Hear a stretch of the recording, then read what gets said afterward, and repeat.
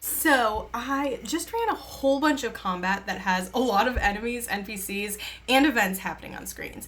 Throw in a couple of players and it is a little unwieldy, not gonna lie. A huge initiative, lots of moving parts, and as a DM, I sometimes bulk at that and avoid it. And I'm like, yeah, there's stuff happening in the background, right? But if you want it to really impact what's happening and set the stage of like these enemies are having an impact on the people, you want the players to see it on screen and for them to be able to influence it and make decisions. So the question is how to do this without it getting unruly. Um, my biggest tip is knowing what's going to happen. What are the enemies going to do? What have they been ordered to do if they're minions? What are their goals? But still let your players kind of influence things. I personally put most everything in initiative just because my ADHD does not let me remember things. And, like, unless I'm clicking through it, I'm like, oh, what? I missed. It's been 3 rounds. I guess they were fucking off over there.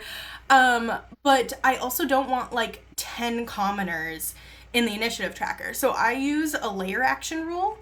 So I will use initiative count 20 to describe the environment. What has happened? What buildings have collapsed? What commoners have run away? Where have they gone?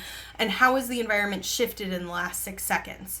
And then also, not all enemies need to be hacking and slashing. So as we were talking about before, what are their goals? So in this example, and what I did, the fire giants had ordered a bunch of orcs and a bunch of like little fire elementals to go run around. The orcs were supposed to kill everything in their path, and the fire elementals were supposed to set things on fire.